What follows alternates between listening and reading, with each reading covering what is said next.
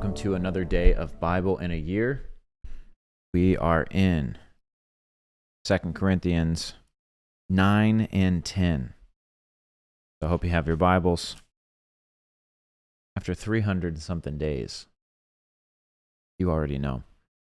Let's pray, and we're going to read. Hope you're having a great morning.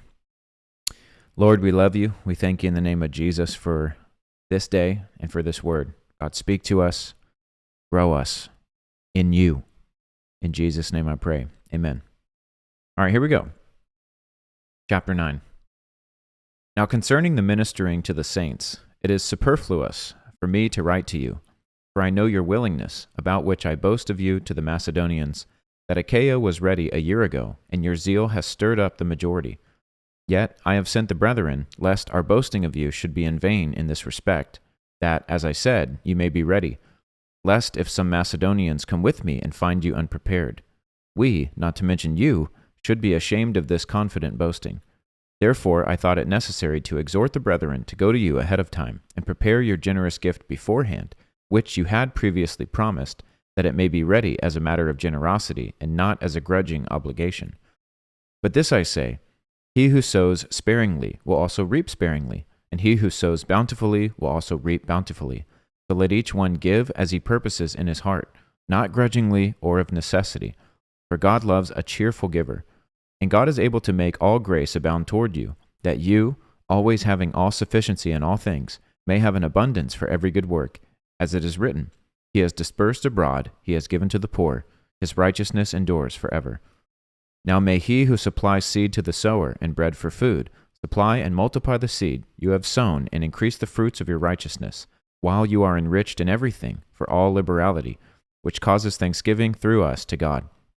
For the administration of this service not only supplies the needs of the saints, but also is abounding through many thanksgivings to God, while through the proof of this ministry they glorify God for the obedience of your confession to the gospel of Christ, and for your liberal sharing with them in all men, and by their prayer for you, who long for you because of the exceeding grace of God in you. Thanks be to God for His indescribable gift. Chapter 10. Now I, Paul, myself, am pleading with you by the meekness and gentleness of Christ, who in presence am lowly among you, but being absent am bold toward you. But I beg you that when I am present, I may not be bold with that confidence by which I intend to be bold against some, who think of us as if we walked according to the flesh. For though we walk in the flesh, we do not war according to the flesh. For the weapons of our warfare are not carnal, but mighty in God for pulling down strongholds, casting down arguments, and every high thing that exalts itself against the knowledge of God, bringing every thought into captivity to the obedience of Christ, and being ready to punish all disobedience when your obedience is fulfilled. Do you look at things according to the outward appearance? If anyone is convinced in himself that he is Christ's, let him again consider this in himself, that just as he is Christ's, even so we are Christ's. For even if I should boast somewhat more about our authority, which the Lord gave us for edification and not for your destruction, I shall not be ashamed, lest I seem to terrify you by letters. For his letters, they say, are weighty and powerful, but his bodily presence is weak, and his speech is contemptible. Let such a person consider this, that what we are in word by letters when we are absent, such we will also be in deed when we are present. For we dare not class ourselves or compare ourselves with those who commend themselves. But they, measuring themselves by themselves and comparing themselves among themselves, are not wise. However, we will not boast beyond measure, but within the limits of the sphere which God appointed us, a sphere which especially includes you. For we are not overextending ourselves, as though our authority did not extend to you. For it was to you that we came with the gospel of Christ, not boasting of things beyond measure, that is, in other men's labors, but having hope that as your faith is increased, we shall be greatly enlarged by you in our sphere, to preach the gospel in the regions beyond you, and not to boast in another man's sphere of accomplishment. But he who glories, let him glory in the Lord. For not he who commends himself is approved, but whom the Lord commends. All right, quick one today. Hope you have a great rest of your day. See you tomorrow bright and early for another day of Bible in a Year. God bless.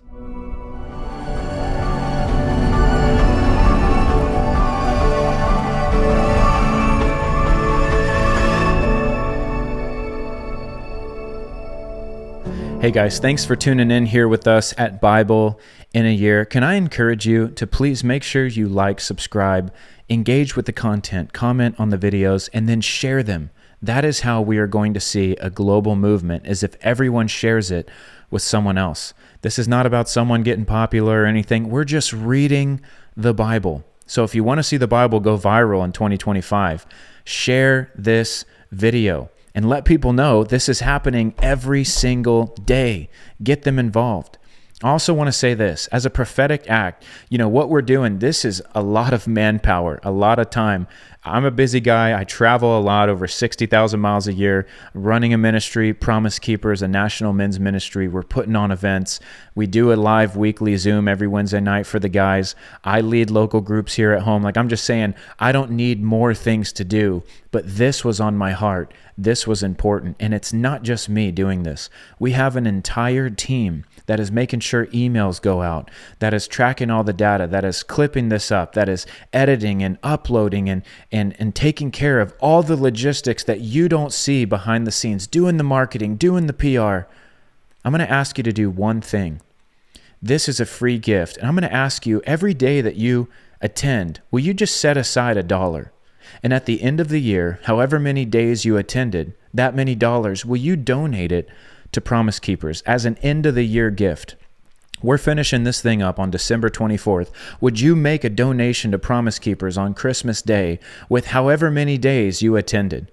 If people around the world did that, we would be able to continue providing free resources just like this. I want you to think about this. This is totally free, and we are using the biggest platform in the world, social media, to get the Bible out there to unreached people groups. Believe it or not, there are still people around the world. There's 3.2 billion people in the world, statistics have shown, that have not heard the gospel. When you share and when you give, you enable us to do this full time. And so I'm just asking, not for you to give right now, not for you to sign up as a monthly giver.